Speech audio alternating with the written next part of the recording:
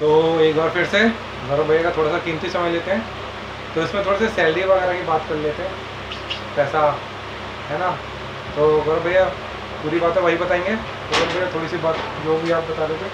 तो जैसे पिछले वीडियो में हमने बताया था कि JEE की रिक्रूटमेंट मेनली होती कैसे है, तो रेलवे रिक्रूटमेंट बोर्ड के थ्रू रिक्रूटमेंट होती है और there are 21 RRB zones in India, मतलब टोटल 21 RRB हैं रेलवे रिक्रूटमेंट बोर्ड। उन सब की अपनी अपनी साइट है, जैसे चंडीगढ़, इलाहाबाद, ऐसे और भी हैं।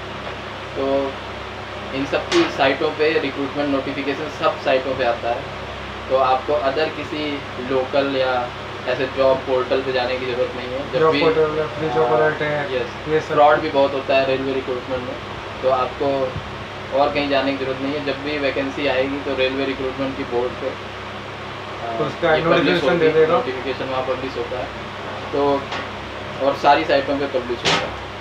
Previously RRB was recruiting through written examination, पर पिछले 2 साल से ये ऑनलाइन टेस्ट हो रहा है और सारी आप जितने भी आप जब अप्लाई करते हो तो आप एक साथ कई पोस्टों के लिए अप्लाई कर सकते हैं जिसमें भी आप एलिजिबल हैं। जैसे आपकी ब्रांच इलेक्ट्रिकल है तो आप TRD के लिए अप्लाई कर सकते हैं, GS जनरल सर्विसेज के लिए अप्लाई कर सकते हैं, पावर के लिए अप्लाई कर सकते हैं। ऐसे बहुत सारी ब्रांचेज उसमें नोटिफिकेशन में दिया होता है, जिन सब में आप एलिजिबल हैं उस सब में आप अप्लाई कर सकते हैं। एक तरह से बात करें जाए तो जैसे जो होता है ग्रेजुएशन लेवल पे TA के लिए अप्लाई कर देते हैं, CA के लिए अप्लाई कर सकते हैं, तो ये सब होंगे एक SSC लेवल ही।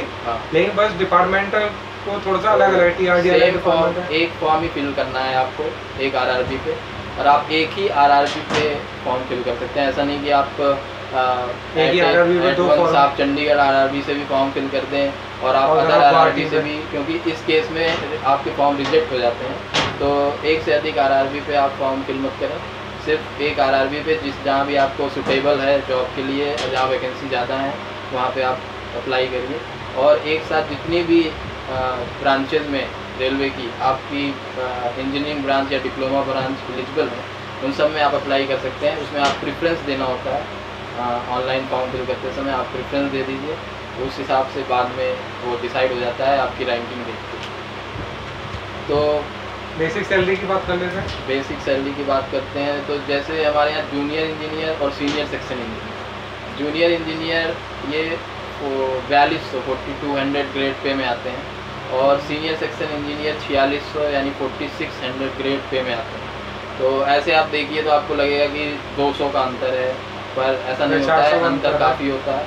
जैसे 7th पे कमीशन आने के बाद तो अंतर और भी बढ़ गया है और काफ़ी लुक्रेटिव पे बैंड अब रेलवे ऑफर कर रही है, तो ये बहुत अच्छा है आपके लिए। तो प्रीवियसली जब आपकी एंट्री होती है तो फर्स्ट जो सैलरी बनती है उस समय आपको अदर अलाउंसेस नहीं मिलते हैं, सिर्फ आपकी बेसिक पे और ग्रेड पे, बेसिक पे plus grade pay plus dearness allowance मिलता है, बाकी HRA और other travelling allowance, other night allowance, ऐसे कोई भी अलाउंस जब तक आपकी ट्रेनिंग होती है जो 1 साल की होती है मिनिमम, तो 1 साल की ट्रेनिंग के दौरान ये सारे अलाउंसेस नहीं मिलता है। तो आपको सिर्फ basic plus grade pay plus dearness allowance मिलेगा। DA वही होगा जो सेंट्रल गवर्नमेंट एम्प्लॉय के लिए उस समय लागू होगा, जैसे कि अभी अराउंड 8% DA चल रहा है 7th पे कमीशन आने के बाद, तो 8% DA मिल रहा है। प्रीवियसली जब पहले 7th पे कमीशन के पहले जब आप एंट्री लेवल पे क्या सैलरी थी, तो जूनियर इंजीनियर की जो रिक्रूटमेंट होती थी 9,300 से 34,800 पे बैंड, वो 9300 से 34,800 तक था। और एंट्री लेवल पे आपको मिलती थी 13,500 बेसिक मिलती थी, जो 13,500 प्लस DA हो गया इसमें। तो जितना भी DA उस समय चल रहा हो वो DA ऐड कर लीजिए अपने, यानी कि अगर 10% DA है तो 13,500 का 10%, वही जो आपका वो एंट्री लेवल सैलरी होती थी। पर 7th पे कमीशन आने के बाद JEE junior engineer 4200 grade pay की एंट्री लेवल सैलरी है 35,400। तो there is a huge difference, पहले 13,500 से सीधे 35,400 हो गया। तो वैसे ही senior section engineer 4600 grade pay में पहले एंट्री लेवल थी 17,140 ये आपकी बेसिक पे होती थी और प्लस एसएससी का। अब एसएससी की जो एंट्री लेवल पे है रिक्रूटमेंट के बाद पहली पे जो आपकी आएगी वो है 44,900। 44 जो ट्रेनिंग में आपकी फर्स्ट मंथ की सैलरी मान लीजिए तो वो 44,900 बेसिक प्लस उस समय का जो डीए होगा, जैसे अभी 8% डीए चल रहा है तो इसमें प्लस 8% ऑफ 44,900 ऐड कर लीजिए, तो वो आपकी एंट्री लेवल सैलरी होगी। उसके बाद अदर भी जब JESSC की वैकेंसी आती है तो इसके साथ डिपोर्ट मटेरियल सुपरवाइज़र, सुपरिटेंडेंट और केमिकल एंड मेटलर्जिक असिस्टेंट, इनकी भी वैकेंसी आती है जो केमिकल ब्रांच वालों के लिए होती है, तो उसकी भी अगर आप चाहेंगे तो उसके लिए भी मैं जानकारी दे सकता हूँ। बाकी सिलेक्शन प्रोसीजर क्या है? सिलेक्शन प्रोसीजर जैसे पहले भी मैंने बताया कि तीन स्टेज होते हैं। पहला ऑनलाइन टेस्ट, दूसरा डॉक्यूमेंट वेरिफिकेशन और तीसरा स्टेज है मेडिकल फिटनेस टेस्ट। तो 3 इसके मेनली स्टेज। तो ये तीनों टेस्ट हो गए जो आपके हो गए। तो और आपकी उसके बाद जैसे ऑनलाइन एग्ज़ाम के बारे में मैं आपको थोड़ा सा बताऊं कि online paper mainly objective type question का होगा। मेनली 150 क्वेश्चंस आते हैं। 2 आवर का आपके पास समय रहता है, 2 घंटे का।